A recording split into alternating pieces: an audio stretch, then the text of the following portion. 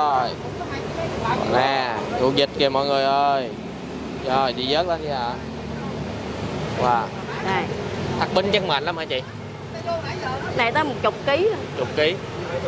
Rồi chị lấy bề, ruột vịt, thịt, ruột thắt, hang đùi. À đúng rồi, thịt đùi đi.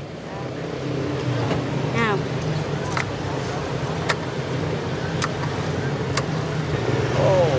Dù ra. Không, 25.000. Dạ. Thì em bẻ bà anh chị.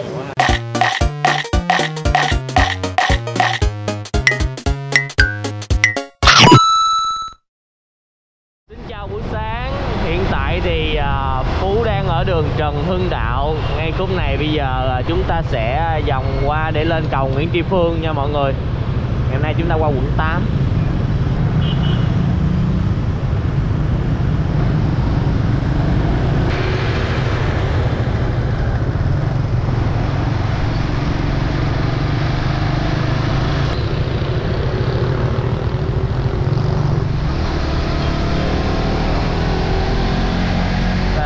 Cầu Nguyễn Tri Phương. Địa điểm mà chúng ta tới ngày hôm nay là đường Tạ Quang Bửu. Từ cầu Chánh Hưng xuống Phạm Hùng chúng ta chạy tới Tạ Quang Bửu quẹo phải nha mọi người ơi. Bây giờ là 6 giờ 20. Mình đi nãy giờ được 20 phút rồi.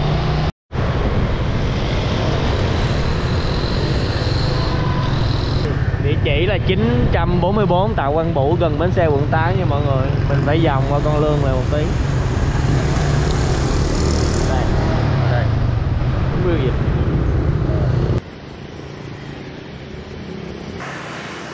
Xin chào cả nhà. Gia Phú và Mèo rất vui được chào đón cô chú anh chị và tất cả các bạn đã đến với PM Food Travel. Ngày hôm nay thức dậy sớm để đi xa xa, thì là xa để ăn thử một cái món là bún riêu vịt. Trước giờ không biết là mọi người có thấy món này chưa, thì Phú cũng chưa ăn thử món này. Ngày hôm nay mình sẽ ăn thử. Thì nghe đâu là món bún riêu vịt đó là đặc sản của Gò Công. Thì không biết là ở đây chị nấu như thế nào và ra sao. thì mời cả nhà chúng ta cùng vô tìm hiểu nha. Đừng quên like, share cũng như là ấn nút subscribe. Cảm ơn cả nhà rất nhiều. Đây đây.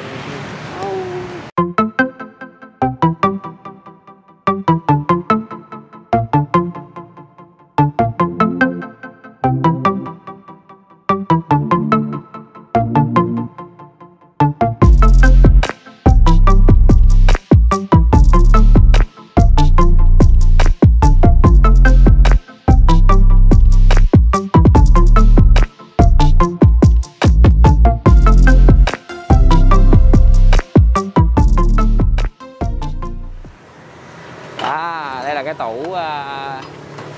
Chào chị. Tủ này là toàn vịt không đúng không chị? Mà để trang bị đồ nghề cho chị đã. Rồi mọi người ơi, bữa nay tụi mình có mua mic mới và đã cho chị một cái mic để mình thu âm cho nó dễ. Chị Phượng ơi, mình bán ở đây lâu chưa chị Phượng? Mười mấy năm rồi em. Mười mấy năm hả chị? Coi như là mình chỉ bán buổi sáng món này thôi hả chị? Bán buổi sáng. Là 6 giờ. 6 giờ bán tới 9 giờ mấy. Tới khoảng 10 giờ mấy. Đấy thật đó thịt em. Đó thì bún riêu vịt này trên 10 mấy năm rồi. Huyết nếp. Bề vịt.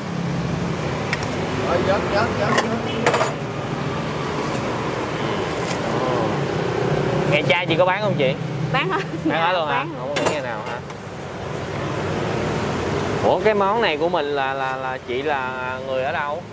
Người Cần Thơ, này của chồng bên chợ. Lòng này nhiêu Dạ. là 20 năm rồi. Dạ, nhưng mà mình phải ở Gò Công không anh? Không phải. Ông bà ngoại thôi chứ không có món này ở đây có bún. Anh ơi lấy thịt lấy lòng. Dạ. Tại em nghe nói bún riêu vịt là cái món ở Gò Công. Lấy thịt lấy lòng. Đang thắc mắc. Ở đây nó có bún hơn 4 năm nay ở đây rồi. Biết rồi. Món này. Ở vòng vòng đây. Nào ăn với nó. Đây là cái nước để mình ăn mắm gừng. Để mình ăn cái gì? Tô lòng có thịt 50 phải không? Đây là mọi người ơi. 2 thịt 1 lòng. Mắm gừng. Vậy là 3 thịt 1 lòng luôn. Cô rau trụng qua sống. Vẫn có mắm tôm. Anh có anh lấy thịt không? Me. Rau là có ngồi. Biết rồi. Tôm nè. Họ bầm ra. Anh đang làm cái tô rồi. Tô thịt mè với tô này biết cô. Ồ, đây là cái nồi Cô nước ơi, lèo. trụng có sống chưa cô? Mình nấu liền á. Sống kìa. Nấu liền liền. Trong đây là sẽ có cái gì anh? Bây giờ này ruột nè, mè nè, cánh đầu cổ đầu nằm trong này nó còn cứng á. Dạ. Thì mình để là luộc cho nó mềm khách mới ăn được chứ còn cứng ngắt này sao ăn. Wow. Thì vịt là tại phải vớt ra trước, tại vịt nó dễ chín hơn. Dạ. Đầu cổ nó lâu chín với cánh rồi nó cổ rồi nó lâu chín lắm. Ủa cái đầu là anh bán nguyên cái luôn hay sao? Không, ai ăn cái bộ phận trên bán cái đầu bán cái đầu. Dạ. Đó cái này là dài luôn nè, ai ăn khúc trên thì cắt ra. Em bán sao? Ăn cổ bán cổ. Bán sao? Tô vậy 25 ngàn. Cái cổ 25, đầu cũng 25. Dạ. Mà đầu thì nó có một khúc cổ nữa. Dạ. Để cắt thử cho coi. Dạ anh múc tiếp. 25 ngàn. Cứ ai ăn đầu bán 25. Dạ. Cái cổ cũng 25. Nói chung 25 ngàn, có cái đùi là 30. Dạ. Còn mồi viên á 35 40 ngàn. Mồi để viên á, để viên bằng cái tô nhỏ đó. Dạ. Chung là nhiều giá. Cái ruột vịt nó ngon quá. Cái ruột này là thắt rồi à. Về chĩa ra làm chà rồi mới thắt. Là anh thắt lại. Phải thắt bính như vậy đó mới được. Cộng dài lắm giờ bắt đầu mình thắt lại. Dạ. Thắt nó nhiều, cộng nó vô thành một sợi. Ở dài cái đầu quấn lên mình luộc. Dạ. Cột dây lại luộc đó. Ồ. Vớt mấy cái này lên, ví dụ như vớt lên. Dạ. Vịt này vịt gì anh? Bây giờ là toàn bộ là vịt nuôi không à chứ không có còn như hồi xưa mà chạy đồng nữa đâu. Dạ. Bây giờ vịt nuôi không ai nói không có chi. Còn chim ở nhà nuôi người ta nuôi kinh doanh, người ta cũng bán bằng thức ăn không à. Dạ. Bây giờ bằng thức ăn hết á. Không có chạy đồng đâu, chỉ khi ở nhà người ta thôi. Mà uống riêu này mình đâu có riêu đâu ha anh. Kêu bún riêu thôi, cái màu của nó thôi. Dạ. Nói chung là chỉ là vịt thôi đó mọi người, để không có riêu cua hay gì đâu. Rồi. Màu gạch tôm hoặc là màu màu gạch tô lòng phải không anh? dầu điều á. Anh Dạ. tô lòng phải không? Một tô đầy đủ với lại một tô thịt mề. Rồi. Củ nhỏ xe buýt á. Chứ không có riêu đâu. Dạ, Ai có nói riêu. riêu, ta kêu cái từ này là bún riêu thôi. Dạ. Chứ thật sự ra nó là màu. Màu có người thì xài cái hột điều á. Dạ. Đó là dầu điều. Có người thì xài màu gạch tôm. Dạ. Vậy thôi, nó có hai loại chứ không có riêu à. Tại hồi đó riêu, không có ai uống riêu á. Dạ. Mình tưởng là mình cũng sẽ sử dụng riêu Nè, cho cho biết nè. thêm cái nồi nước. Vậy là nước là coi như là từ vịt đúng không Vịt anh? với lại da dê mình nêm một ngọt đường gì thôi với hạt nêm thôi. Dạ. Với muối gì thôi à. Chồng ở đây nè, chồng ơi, xe buýt nè. Cũng không có cà chua luôn nha mọi người. Chứ còn ngoài da là không có, đừng có nói riêu, không có riêu. Dạ. Cái tôi chị đang làm là 25 ngàn. 25 hả chị? Mề với lại ruột vịt. Mề cuốn mề. Chị bán là chị để đồ ăn lên xong mới để rau lên nha, mọi người không thấy đồ ăn dưới đâu. Nè để chị làm cái tô mới nữa nè. Mẹ ơi. Lòng Cái này có 35 ngàn thôi. 35 ngàn. Là tô đồ ăn không này hả chị? Khách theo yêu cầu chứ. Dạ. Xin em ơi. Chan nóng thôi, ít nước lèo. Đây, trong tủ này chúng ta thấy có thịt đã được Của chị 35 ngàn chị. ngổ cánh. Dưới là mề ruột. Mề ruột với lại cái gì nữa chị? Phèo. Phèo. Nè. Trời ơi. Ruột thắt nè. Cái ruột vịt kìa. Thắt bính lại. Đó, vớt lên từ từ vậy đó. Cái nào uy tín vớt từ từ ra. Còn rồi. Nè, ruột vịt kìa mọi người ơi. Rồi, chị vớt lên đi ạ. Wow. Đây. Thắt bính chắc mệt lắm hả chị? Này tới 10 kg. 10 kg. Wow. Tại vì em luộc cái đó. Rồi. Cho lớn thôi. 2 tô này đủ. Có xô rồi. 2 tô này đủ. Rồi. Rồi, chị làm giùm em tô 25 đầy đủ. Để riêng phải không? Dạ, bún nhiều bún ít được hả chị? Em ăn bún ít nhiều. Cho nó bún vừa vừa. Ăn rau đầy đủ ha. Dạ, rau đầy đủ. Ăn thêm là gọi là cái gì chị? Cái mồi. Mồi để riêng nha mọi người. Quên. Mồi để riêng. Vậy là một cái dĩa 25. Này tốn không nè. Ủa cái này chị không bỏ đồ ăn vô hả? Để riêng á, cưng nói để riêng thì để riêng. Không, một tô 25 đầy đủ và một tô mồi để riêng là 35 nữa. Vậy tốn không để riêng đi. Còn cái phải cắt rồi đó em. Nè mà. Rồi, chị lấy mề, ruột vịt, Vào. thịt, Ruột hắc. Hang đùi. à đúng rồi, thịt đùi đi. Nha. Cái Rồi này tôi 15 lấy đầy đủ ha. Này nhiêu? Cái này là 40 đùi. 40 đúng không? Rồi, ok. Có đùi là 40. Ừ.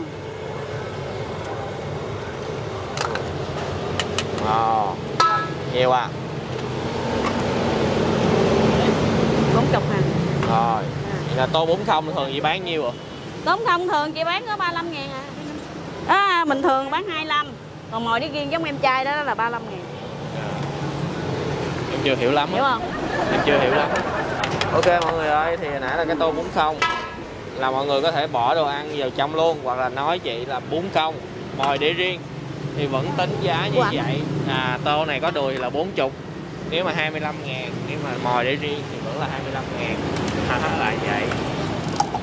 Nè cái này 25 ngàn của em nè. Dạ. Cái này của em đúng không? Cái này mề nè. Dạ rồi, 25 ngàn đầy đủ nè. Phèo nè. 2 con phèo này ha. Ruột hắc nè. Dạ. Đó. Thịt. Đó. 25 ngàn. Đúng ngày đó ha.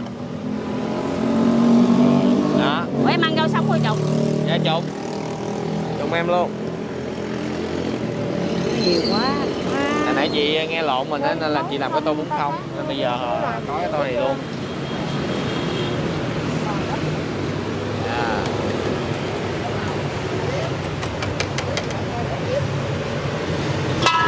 Tại khách ở đây người ta ưa ăn bỏ rau vô vậy đó. Dạ, em cũng vậy. Dù ra. Không, 25 ngàn. Dạ. Thì em bẻ bà anh chị. Đâu? Ở đâu? Bên kia ngồi đây.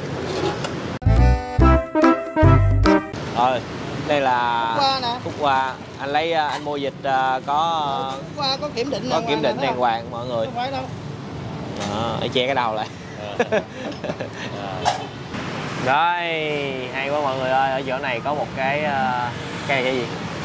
Giống cây bàn nhỏ. Thì quán chị Phượng bán thấy là tuy là có món mua thịt nhìn thấy là đơn giản thôi, nhưng mà ra vô ăn rất là đông đúc. Chị bán là 10 mấy năm rồi. Ai đã từng ăn bún riêu vịt của chị comment ở dưới chia sẻ cảm nghĩ với nha. Còn bây giờ tới Phú trải nghiệm món bún riêu vịt của chị Phượng xem như thế nào. Cha Phú xin mời cả nhà cô chú anh chị và tất cả các bạn chúng ta cùng thưởng thức món bún riêu ruột vịt. Mình thấy ruột vịt đây.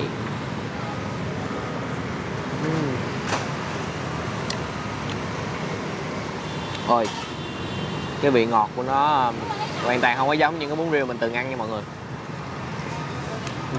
Vị ngọt có cái vị nói chung là mùi vịt, nó không có vị cà chua hay là những cái vị gái nhiều, nó ngọt. Nó ngọt thanh thanh. Lúc mà cái đầu nó ngọt có thanh, nhưng mà cái hậu nó sẽ có cái mùi vịt. Đó. Bây giờ cái vị nước này nó chưa có đa dạng hấp dẫn, mình sẽ bắt đầu bỏ mắm tôm vô nha. Đó. Một tí ớt ít thôi, một ít chanh. Đó, có nước mắm nữa mọi người để tăng thêm cái độ mặn mà mình cũng cho luôn. Quá ít, tí thôi. Đó.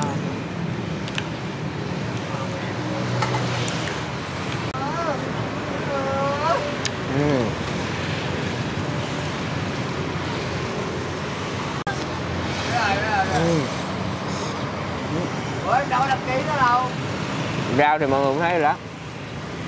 Rau muống này họ chỉ gấp bỏ giá nọ ra hết rồi, trụng hết luôn, đậm đà hương vị hơn rồi.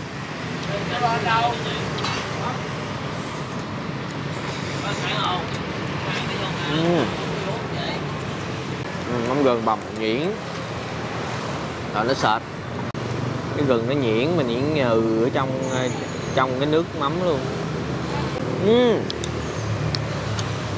Ngọt thơm, chan vô để nó thêm nước thử coi. Ok, miếng mề đầu tiên.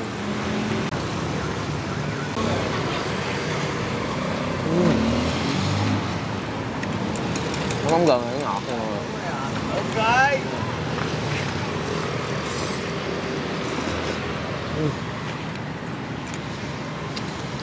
Nãy giờ bữa ăn á, bữa em không thấy cái mùi à, không có bị hăng cái mùi vịt nhiều. Đây, miếng thịt vịt 25.000 là có đầy đủ luôn.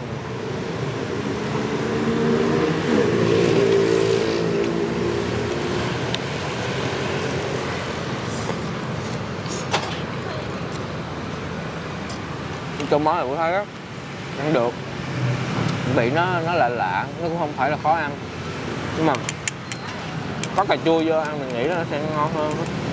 Có cái vị chua của cà chua á, nó dễ kích thích vị giác hơn. Đây, rồi xíu rồi. Rồi cái này gì ta? Phèo hả?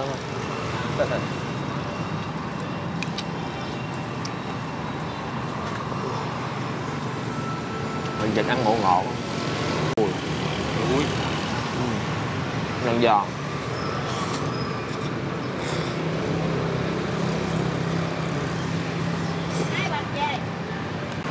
Ruột vịt nè.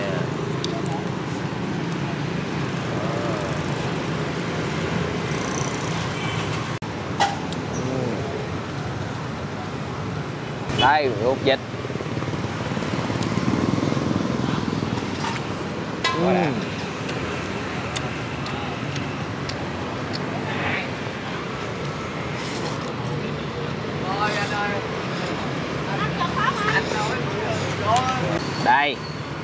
Đây là cái tô mồi riêng, có đùi nha mọi người. Cái này 40.000 đúng không? Ừ, 40.000 là có bún nữa nha. Tại nãy đây là cái ruột vịt thắt bính nè. Thắt chắc mệt à. Nên là để mình làm miếng ruột vịt thắt bính nè. Nghe nó giòn giòn.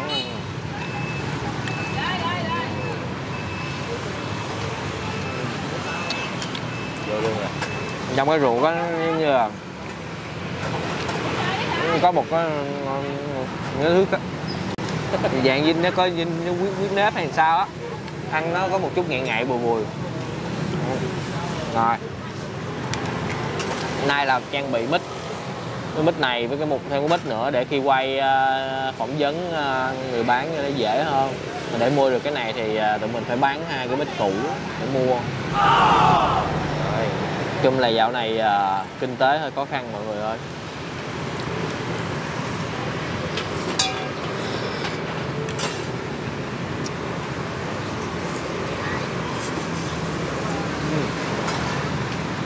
Tôm về vịt nuôi nhiều đúng không?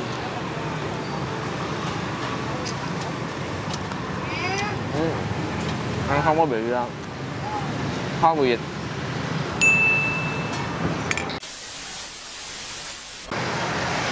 Ok, xong. Ngày hôm nay đã gửi đến một món mới gửi đến cho mọi người, đó là món bún riêu ruột vịt của chị Phượng. Bán ở đây đã 10 mấy năm rồi. Thì về tổng quan á, Phú thấy cái món này nè, sao ta? Nó ăn ok. Nó không phải là quá ngon, xuất sắc, nhưng mà nó cũng có hương vị riêng. Ăn với cái mắm gừng, ở đây là mắm gừng làm theo kiểu ngọt. Thì vịt á, mình ăn mình cảm thấy không có bị hôi. Thì hồi nãy trong quá trình quay á, mọi người sẽ thấy có một cái điều trục trặc một tí xíu, thì mình cũng có góp ý anh để mà sửa đổi, thay đổi cái đó cho nó tốt hơn, là cái đầu buộc. Rồi thì ai đã từng trải nghiệm món bún riêu vịt này thì chia sẻ thêm cảm nhận của mọi người để cho tất cả mọi người cùng tham khảo nha. Cá nhân Phú thì có thể là ăn được, mà nó sẽ hơi ngán. Tại vì ăn ở đó thì được nha, ăn nhiều nhiều thì nó hơi ngán. Tại vì nó không có cái vị chua của cà chua á, nó sẽ kích thích cái vị giác mình dễ ăn hơn. Đó là cảm nhận cá nhân của Phú. Rồi, cảm ơn tất cả mọi người đã dành thời gian xem clip từ nãy đến giờ. Đừng quên, một món ăn ngon sẽ ngon hơn nếu chúng ta thưởng thức cùng người thân, bạn bè và chia sẻ nó với tất cả mọi người. Xin chào và hẹn gặp lại cả nhà ở những clip hấp dẫn kế tiếp. Bán đông quá trời.